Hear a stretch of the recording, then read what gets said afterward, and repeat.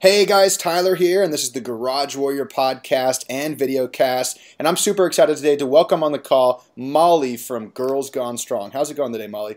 I'm great. How are you, Tyler? I'm doing all right. I got, for some reason, I scheduled 6 interviews today, Oh, and good. it's insane, but Yeah, when you were scheduling me, you're like, I can fit you in at 12:32 or 2:06. there's not much of a window there. Plus, I got to make sure they got time to go to my daughter's music class in the afternoon, so. Oh, Yeah, nice. How old's your absolutely. daughter? She is I'm blanking. She's Okay. 11 months old. She's 11 Oh, months old. So by the time this one goes up, she'll be right after a year.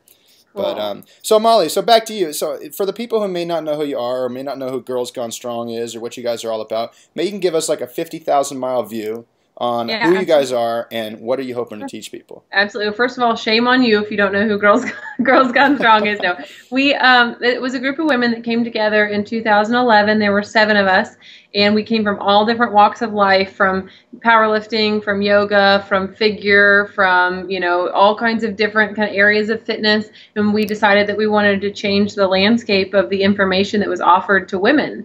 We know that there's horrible information. Don't lift more than 3 pounds. Eat 1,200 calories a day. Yeah. Hours upon hours of cardio is what you need to do to get the body that you want. And we knew that that was wrong. And we all kind of had separate followings, I guess you could say, in the Sure. industry. And we wanted a way to kind of bring that all together. And Girls Gone Strong was formed in 2011. And, the people kind of behind the movement have changed a little bit, but the idea is the same. And it's that we want to be the authority on women's fitness, all things nutrition, training, health, and lifestyle. And we have our website, girlsgonestrong.com. And that's where we publish twice a week. We have lots of contributors. We've got naturopaths and physical therapists and, pre and postnatal, experts on there contributing, PhDs in nutrition, registered dietitians. We've got everybody, all kinds of good experts contributing.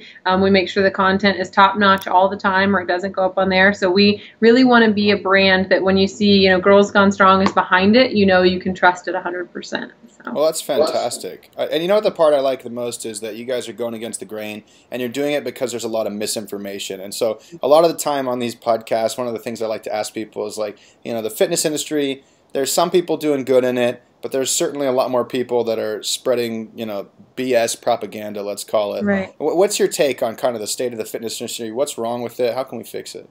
Oh, goodness. Well, I'm kind of that person that likes to give everybody the benefit of the doubt. And so I feel like No, dig in. Get mean. I know. Get This is mean. one thing that I talk about a lot, though, is the importance of developing a filter. And so, I've been kind of interested in nutrition and training for 10 years. And so I've gotten to the point where I can develop a filter and say, okay, I understand why this person is saying this, and I understand why that person's saying that, and they're both smart and they both have good intentions, and they're completely opposite. And so I've gotten to the point where I can see that and I can understand that. Like a woman the other day said, I promote Lee Peel's Starve Mode because I think it's really, really good. And I love Lee and I think she does great work. But someone else has said, well, but you've talked before about, not really counting calories and not really, and just eating more real food. And I just explained there's a time and a place to count calories. Absolutely. If eating real food is not working for you, if pulling out processed garbage and eating when you're hungry and stopping when you're 80% full and eating protein, fat, and vegetables at every meal and eating carbs, more carbs on your training days, if that's not working for you, then you might need something more precise. Right.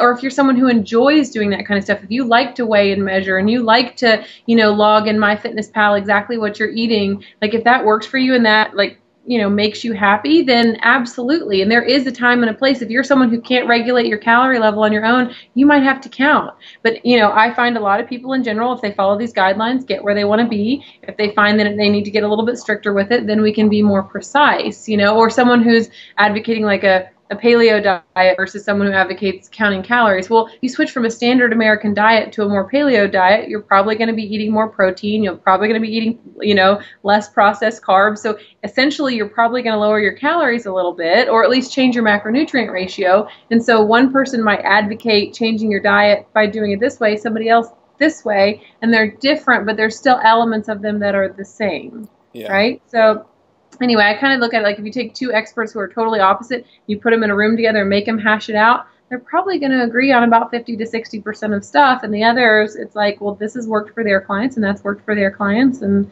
so, but I do think there's a lot of people, propagating garbage out there. I won't say any names, Tracy Anderson, about, lifting 3-pound dumbbells. And to me, that stuff is so demeaning to women. To look at a woman and say, you should never lift anything more than 3 pounds. Have you ever carried a child? Like, I mean, you have you have a daughter, right? Like, oh man. I tell people all the time, if I were to train a mom right now who is pregnant, I would just have her hold a dumbbell in the curl position yeah. by her navel and just say, okay, hold that the entire session. How sore are your biceps the day after you hold your daughter all day? Like, I was a nanny, and if I haven't held a child for a while and I hold one for like 20 minutes, and then my arm is like so sore the next day. But it's just so, or they'll pick up their, 40 or 50 pound kid, and then you put a 15-pound kettlebell in front of them, and they're like, oh no. I don't do that. Yeah, I'm like, you were just flinging around this child, right? And it's just so, demeaning and not empowering to women. Like, we are tough, we are a tough gender. And to tell a woman that she shouldn't lift more than 3 pounds or she's going to get bulky, is just fear-mongering and BS. And it's just not true. So, I mean, it frustrates me a whole lot. But I guess, and I could talk forever about the bulky thing. I get that a lot. How do you tell your women that they're not going to get bulky? Well, first and foremost, and I never hear anyone else say this, and so it's really important to me to spread this, you have to ask them, what is bulky to you? Because if she comes to you and she says, I'm afraid I'm going to get bulky if I lift weights, what is bulky to you? Well, I think Jessica Biel looks bulky.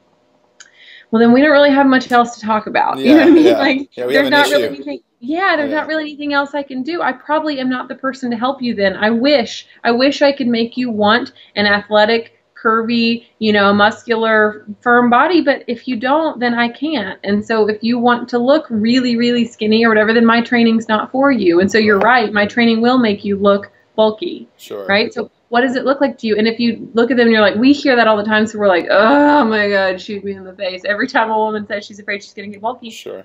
But if you tell her that that's dumb, that she sounds stupid, like, oh my God, that's so annoying. Why do you think that?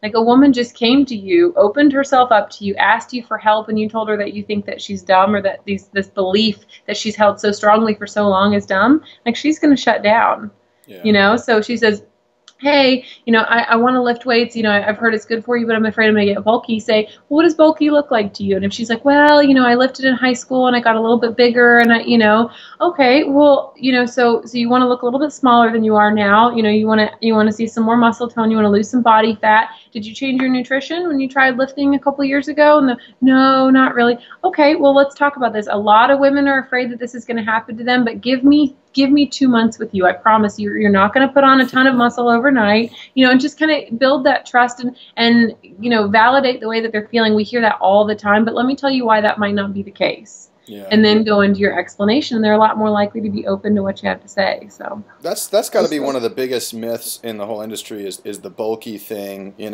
It prevails through all kind of female media. I don't want to get bulky. I don't want to get bulky. I like how you said you got to kind of define what bulky is. Because if you don't, then because if she comes to you and she thinks she's going to end up like a Miss Olympia bodybuilder, then you're like, okay, you don't have to worry about that. Yeah, right? You're like, good luck. Yeah, but if you're looking at, like you said, some like an actress who has a curvy athletic physique, then we have a problem. Okay, you should probably go starve yourself on a fruitarian diet and run marathons. Like, now that's your training program. That's what's going to work. Well, again, Lee Peel, lover, she did an article or did a poll. She polled over, I think it was over 1,000 women asking what bulky looked like to them.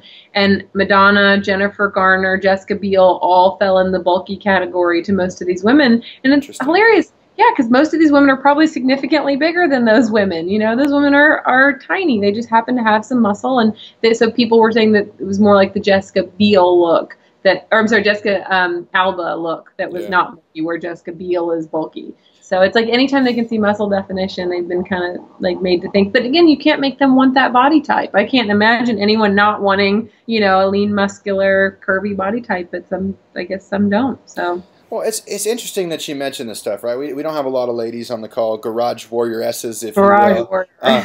But my wife, she watches a lot of the Beverly Hills Housewives and stuff like that, and she'll see like one of the ladies come on the show. She'll say, "Oh, I think she's really beautiful," and I'm looking at like a bag of bones walking around, and I'm like, "That's disgusting! Like, I don't even think that's attractive anymore." Yeah. Like, I like the lean or the lean, Yeah. curvy, athletic Yeah. body, but I don't mind a little bit of muscle here and there, you know? Right. And why is that? Like, why is it that so many women are attracted to something that to me looks sickly? It doesn't even look Right. healthy to me.